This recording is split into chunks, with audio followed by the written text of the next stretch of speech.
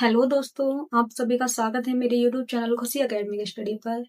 आज की क्लास में हम पढ़ेंगे SN1 और SN2 रिएक्शन। इनको हिंदी में बोलते हैं एक अणुक नाभिक रागी प्रतिस्थापन अभिक्रिया तथा द्वि अणुक नाभिक रागी प्रतिस्थापन अभिक्रिया। ये रिएक्शन एग्जाम में बहुत ज्यादा पूछी जाती है, तो एग्जाम की दृष्टि से ये बहुत ही ज्यादा इम्पोर्टेंट है और ये लॉन्ग क्वेश्चन में पूछी जाती है दोनों एक साथ ही। तो हमारी ये 5 नंबर हमें गेन करा देती है। ठीक है, इनके बारे में थोड़ी सी बेसिक बात मैं बता दूं। जो SN1 अभिक्रिया है वो 2 स्टेप में पूर्ण होती है और जो SN2 रिएक्शन है वो हमारी 1 स्टेप में पूर्ण होती है। ठीक है, और जो हमारी SN1 रिएक्शन है उसमें कार्बन आयन का निर्माण होता है। तो चलिए हम देखते हैं कि कैसे होती है ये दोनों रिएक्शन। तो सबसे पहले हम देखेंगे SN1 रिएक्शन। ठीक है, ये 2 स्टेप में पूर्ण होती है, तो इसका हम स्टेप नंबर 1 देखते हैं। Step first. तो इसमें जो फर्स्ट स्टेप है इसमें क्या होगा, कार्बन आयन का निर्माण। ठीक है, कार्बन आयन का निर्माण कैसे होगा, तो इसके लिए हमें सबसे पहले लेना पड़ेगा हेलो एल्किन। तो जो हम हेलो एल्किन लेते हैं वो 3 डिग्री हेलो एल्किन लिया जाता है। तो CH3, एक और CH3 लगाएंगे और हेलोजन लगा देंगे यहाँ पे क्लोरीन। और 3 डिग्री हेलो एल्किन क्या होंगे, 3 डिग्री RH। हम कैसे पता करेंगे ये 3 डिग्री जो है हमारी क्लोरीन Cl, वो कितनी, उससे जो C जुड़ी है, कार्बन जुड़ी है, वो कार्बन कितनी कार्बन से जुड़ी है या कितनी C से जुड़ी है। तो 1 2 3 C से जुड़ी है और ये क्लोरीन अपने आप में Cl है, ना कि C और L अलग अलग है, दोनों एक ही है। ठीक है, तो ये 3 C से जुड़ी है तो ये 3 डिग्री हेलो एल्किन हो जाएगा। तो यहाँ पे क्या होता है, कार्बन आयन का निर्माण होता है फर्स्ट स्टेप में, और ये फर्स्ट स्टेप होता है वो धीमा स्टेप होता है और ये वेग निर्धारण पद होता है। ठीक है, जहां हम वेग बराबर लिख देते हैं के ब्रैकेट में RH। जो ये RH है वो हमारी हेलो एल्केन है और वेग है वो यहाँ पे वेग इक्वल टू K है, इसमें कांस्टेंट है। ठीक है, अब यहाँ पे क्या होता है, कार्बन आयन का निर्माण कैसे हुआ और ये धीमा स्टेप है या स्लो स्टेप है। तो यहाँ पे क्या होता है कि क्लोरीन है वो बाहर निकल जाता है, क्योंकि क्लोरीन हमारी होती है नेगेटिव और कार्बन होती है हमारी पॉजिटिव। इन्होंने क्या किया, कार्बन ने अपना एक इधर इलेक्ट्रॉन दिया और क्लोरीन ने अपना कार्बन को दिया। ठीक है, तो ये माइनस प्लस आपस में मिलकर इनमें अट्रैक्शन हुआ और ये जुड़ गए कार्बन और क्लोरीन। ठीक है, तो अब यहाँ क्या होगा कि जो क्लोरीन है वो दूर अलग हो जाएगा, यहाँ से विस्थापित हो जाता है और कार्बन अपना प्लस चार्ज ले लेती है और क्लोरीन अपना माइनस चार्ज ले लेती है। तो क्या होगा यहाँ पे CH3 CH3 और CH3, इसके 3 बॉन्ड होते हैं और एक इसका ये हो जाएगा पॉजिटिव, और यही हमारा धनायन हो जाता है। और ये धनायन है, यहाँ पे कार्बन का धनायन है, इसीलिए हम इसको बोल देते हैं कार्ब धनायन। ठीक है, क्या बोलेंगे इसको, कार्ब धनायन। और यहां से क्या होगा, क्लोरीन हमारी विस्थापित हो जाती है। जो कार्ब धनायन हमारा बना है यही होता है हमारा मध्यवर्ती। मध्यवर्ती क्या होते हैं, हमारी रिएक्शन हो रही है और फिर बीच में उसमें कुछ ना कुछ क्रिया होगी और लास्ट में हमारा उत्पाद बनता है। जैसे कि हम सब्जी बनाते हैं तो सबसे पहले जो आलू वालू हम जो सब्जी को काट के रखते हैं वो हमारी ये अभिकारक हो जाता है। फिर सब्जी को जब हम बनाते हैं तो पकती है, वो उसका मध्यवर्ती हो जाता है, और पक के जब पूरी सब्जी बन के हमारे खाने योग्य हो जाती है तो वो हमारा उत्पाद बन जाता है। तो जो सब्जी का पकने का टाइम है वही हमारा ये मध्यवर्ती है, कार्ब धनायन। ठीक है, तो अभिक्रिया में जो मध्यवर्ती बना है वो हमारा कार्ब धनायन बना है।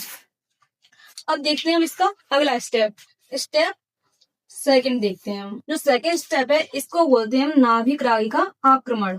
जो नाभिक रागी का आक्रमण होगा वो कैसे होगा, अब हमारा जो मध्यवर्ती ये बना है हमारा मध्यवर्ती, तो इसको हम इधर लेके आएंगे कैसे, CH3, इधर C था, CH3 और CH3। अब जो नाभिक रागी है, देखो यहाँ पे ये कार्ब धनायन है, पॉजिटिव साइन है, और नाभिक रागी ऑलवेज नेगेटिव साइन का होता है, जो हम बोल देते हैं OH हाइड्रोक्साइड। ये नेगेटिव चार्ज होता है इस पे। ठीक है, अब ये नाभिक रागी का इस पे आक्रमण हो जाएगा। ठीक है, तो ये 2 खंडों में बट जाता है, कैसे, गिव्स आउट, एक हमारा CH3C CH3 CH3। अब क्या होगा, ये हमारा पॉजिटिव चार्ज और नेगेटिव चार्ज आपस में मिलेंगे और इनमें आकर्षण होगा, तो यहाँ पे आके OH हमारा लग जाएगा। प्लस एक और पद बनेगा इसका ही, CH3, इधर CH3 और एक OH यहाँ लग जाएगा। और ये दोनों उत्पाद जो हमारे हैं वो 50-50% बनेंगे। ठीक है, 50-50% बनेंगे दोनों। और जो हमारा ये स्टेप है वो तेज स्टेप है, तेज पद, या हम कह सकते हैं इसे फास्ट, या हम इसे तीव्र भी बोल देते हैं। तीव्र या तेज पद कुछ भी लिख दो या फास्ट स्टेप लिख दो। ठीक है, तो यही हमारी रिएक्शन हो जाती है एक अणु नाभिक रागी प्रतिस्थापन अभिक्रिया। अब इसकी लैंग्वेज लिखने के लिए आएगी तो हमें कैसे लिखना है, तो सबसे पहले आपको क्या करना है, SN1 या एक अणु नाभिक रागी प्रतिस्थापन अभिक्रिया दो पदों में पूर्ण होती है। ठीक है, तो फर्स्ट स्टेप लिखेंगे कि यहाँ पे ये क्या बना है हमारा हेलो एल्केन। जैसे फर्स्ट स्टेप आपने डाला है, हिंदी में लिखेंगे पहला पद, तो वहां पे लिखेंगे पहला पद धीमा पद होता है तथा हेलो एल्केन से कार्ब धनायन का निर्माण होता है। अर्थात हेलो एल्केन से हेलोजन विस्थापित होती है तथा मध्यवर्ती कार्ब धनायन का निर्माण होता है। उसके बाद आपको ये वाली रिएक्शन दे देनी है, वहां पे लिख देना है धीमा पद। और यही आप एक और बात लिख सकते हैं, उसमें एक और पॉइंट लिख सकते हैं कि ये वेग निर्धारण पद होता है। ठीक है, अभिक्रिया का वेग इसी से हम ज्ञात करते हैं। फिर आएगा हमारा सेकंड स्टेप। यहाँ पे आपने ये कर दिया, इसमें आप फर्स्ट स्टेप में यहाँ पे आप हेडिंग की तरह से डाल सकते हैं कि कार्ब धनायन का निर्माण। इससे क्या होगा, एग्जामिनर आपका ये देखेंगे जब, तो उन्हें एक अलग ही फील आएगा कि हाँ इसने हमें हेडिंग के रूप में बता दिया कि पहला स्टेप होता है वो हमारा कार्ब धनायन का होता है, कार्ब धनायन का निर्माण होता है, और सेकंड स्टेप हमारा हो जाएगा वो नाभिक रागी का आक्रमण वाला हो जाता है। ठीक है, तो अब हमारी आती है सेकंड स्टेप की बात। तो हमें क्या लिखना है कि इस पद में कार्ब धनायन पर नाभिक रागी का आक्रमण होता है, क्योंकि यहाँ पे नाभिक रागी का आक्रमण हुआ है, तो नाभिक रागी का आक्रमण होता है। उसके बाद हम लिखेंगे ये तीव्र पद होता है, और उसके बाद इतना लिख के फिर आपको लिख देना है, फिर आपको ये वाली रिएक्शन लिख देनी है। और चाहे तो आप लास्ट में एक पॉइंट लिख सकते हैं कि इसमें मध्यवर्ती कार्ब धनायन होता है, या जब आपने फर्स्ट स्टेप लिखा था, फर्स्ट स्टेप की जब लैंग्वेज लिखी थी वहां पे भी लिख सकते हैं जो कार्ब धनायन होता है वो हमारा मध्यवर्ती होता है। तो हमारी इस प्रकार से SN1 रिएक्शन कंप्लीट होती है। अब हम देखते हैं SN2 रिएक्शन। अब हमारी आती है SN2 रिएक्शन। SN2 रिएक्शन हमारी SN1 रिएक्शन से मिलती जुलती है। अब यहाँ पे याद रखने वाली बात क्या है कि इन दोनों में डिफरेंस क्या होता है।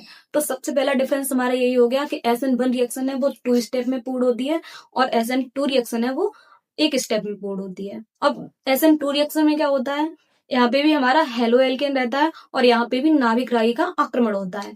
अब आक्रमण कैसे होता है कि हमने SN1 रिएक्शन में क्या किया था, पहले कार्ब धनायन का निर्माण हुआ था और क्लोरीन बाहर निकल गई थी। यहाँ क्या होता है कि नाभिक रागी का आक्रमण भी साथ साथ होता है और साथ साथ ही हमारी क्लोरीन बाहर निकलती है। कोई यहाँ पे मध्यवर्ती नहीं बनता है, क्योंकि दोनों काम एक साथ होते हैं, इसलिए ये एक ही स्टेप में पूर्ण हो जाती है और कोई मध्यवर्ती नहीं बनता है। तो हम हेलो एल्केन लेंगे CH3, C, इधर CH3 और इधर क्लोरीन हमारी Cl। यहाँ पे क्या होगा, नाभिक रागी का आक्रमण, नाभिक रागी हमारा होता है OH और ये कैसा रहता है, नेगेटिव। अब देखना जो हमारी SN1 रिएक्शन थी उसमें क्या था, ये नाभिक रागी OH यहाँ से जुड़ गया था सीधा सीधा। वो क्यों जुड़ गया, क्योंकि यहाँ पे पॉजिटिव साइन आ गया था, इसीलिए नेगेटिव जाके मिल गया। अब यहाँ पे क्या है, प्लस भी है और माइनस भी है। देखो इसी जगह पे हमारा प्लस है और ये क्लोरीन है यहाँ से जुड़ी है तो ये माइनस भी है। तो क्या होगा, नाभिक रागी अगर इधर से आके जुड़ेगा, माइनस माइनस के पास आएगा तो क्या होगा, रिफ्लेक्शन होगा, यानी कि प्रतिकर्षण होगा, और यहाँ पे जो यौगिक बनना होगा वो नहीं बन पाएगा। इसलिए नाभिक रागी क्या करता है कि ये कार्बन है, इसका हम चाहे प्लस इधर से देख ले, इधर से देख ले या इधर से देख ले, है ना, तो हम इधर साइड मानते हैं इसका प्लस है। तो नाभिक रागी क्या करता है, यहां से आके और पीछे से आक्रमण करता है इस पे, क्योंकि इधर प्लस का चिन्ह है और यहाँ पे क्लोरीन अपने माइनस की वजह से इसको जोड़ने नहीं देगी, और इसने क्या किया, यहां से जुड़ गई, क्लोरीन में धक्का मारा, क्योंकि कार्बन है उसके 3 ऑलरेडी, कार्बन के 4 ही बंद होते हैं, 4 ही बॉन्ड होते हैं, तो 4 ऑलरेडी यहाँ पे 1 2 3 4 बॉन्ड, ठीक है। तो क्या हुआ, एक बॉन्ड हटेगा, यानी कि जो नाविक रागी है इससे ज्यादा ताकतवर है, वो क्या करेगा, खुद जाके लगेगा और इसको बाहर धकेल देगा, ठीक है। क्योंकि कार्बन के पास 5 बॉन्ड होते तो नाविक रागी भी जुड़ जाता और क्लोरीन भी यही रहता। अब 4 है तो नाविक रागी इनको पॉजिटिव वालों को नहीं हटा पाएगा, एक पॉजिटिव आयन की जगह पे उसको माइनस को हटा के और अपना स्थान ग्रहण कर लेगा। तो यहाँ पे क्या होता है, गिव्स आउट। अब इधर से हमारा नाविक रागी आया, तो ये OH माइनस का था, ये जुड़ता चला जा रहा है, और यहाँ थी हमारी कार्बन, ऊपर CH3, इधर CH3, और यहाँ पे भी CH3, और जो हमारी क्लोरीन है वो इधर बाहर निकलती जा रही है, ठीक है। तो यही हमारा फाइनल उत्पाद बनता है। लेकिन इसको हम कैसे लिखते हैं, यहाँ पे आगे चल के क्या हो जाएगा, CH3, इधर हमारा OH आके जुड़ गया, यहाँ CH3 और इधर CH3, ठीक है। तो हमारा ये फाइनल उत्पाद बन गया, और ये जो क्लोरीन थी वो इधर बाहर निकल गई, इसने इसको धक्का दिया, खुद जाके जुड़ गया और क्लोरीन को बाहर कर दिया। अब आप यहाँ पे कहेंगे कि ये मध्यवर्ती बन गया और ये हमारा फाइनल उत्पाद बना है, तो ये मध्यवर्ती नहीं है और ना ही इसके 2 स्टेप है, क्योंकि जो हमारा प्रोडक्ट ये बना है इसी का रूप है ये। और जो हमारी SN1 रिएक्शन थी उसमें क्या था कि यहाँ पे जो मध्यवर्ती बना उसको हम दोबारा से यहाँ पे उठा के लेके आए थे, तब हमने नाविक रागी का आक्रमण किया। यहाँ पे क्या है, बस हमने एडजस्ट करके दिखा दिया है कि ये क्लोरीन अलग हो गई और नाविक रागी आगे जुड़ गया। और जो हमारी ये है, यही संक्रमण अवस्था है, क्या है, संक्रमण अवस्था, ये हमारी संक्रमण अवस्था प्राप्त हो जाती है इसकी। तो इसकी अगर लैंग्वेज लिखनी है तो आपको क्या लिखना है SN2 रिएक्शन की, कि यह अभिक्रिया एक ही पद में पूर्ण होती है, यहाँ एक साथ 2 अणुओं का सांद्रण परिवर्तित होता है तथा संक्रमण अवस्था प्राप्त होती है। और इसका वेग रहता है, इस अभिक्रिया का जो वेग होगा वो रहता है, वेग बराबर, फर्स्ट जो SN1 थी वहां पे क्या था, KRX था, क्योंकि वो पहला पद था, वहां पे KRX ही रहा था, RX यानी कि ये हमारा क्या है, RX है, 3 डिग्री हेलो एल्केन, RX का मतलब होता है हेलो एल्केन। तो यहाँ पे हेलो एल्केन के साथ साथ क्या था, नाविक रागी था, और नाविक रागी को हम NU से दिखाते हैं और नेगेटिव लगा देते हैं, ठीक है। तो इसका ये बेग हो जाएगा, और लैंग्वेज मैंने आपको बता ही दी है। तो ये रिएक्शन मैंने दोनों कंप्लीट करा दी आपको, इसके लिए लैंग्वेज भी लिखा दी। जितना आपको इससे ज्यादा कुछ भी नहीं करना है, ज्यादा डिटेल में लिखने की जरूरत नहीं है। आपका 5 पूरे नंबर मिलेंगे इतना लिखने पे, फालतू की रामायण लिखने से कोई फायदा नहीं है। और जो आपको कंटेंट मिला है बेस्ट से बेस्ट, उस पे भरोसा करने की कोशिश करो, ना कि इधर उधर आप और चीजों को बड़ा चढ़ा के लिखने की कोशिश करो, ठीक। आई होप आप सभी को ये वाली रिएक्शन अच्छे से समझ में आई होंगी। मिलते हैं और एक इम्पोर्टेंट टॉपिक के साथ में जो हमारी बोर्ड परीक्षा के लिए उपयोगी है। तो अच्छे से पढ़ाई करो, मेहनत करो और बोर्ड एग्जाम में 90+ नंबर लाने की कोशिश करो। धन्यवाद।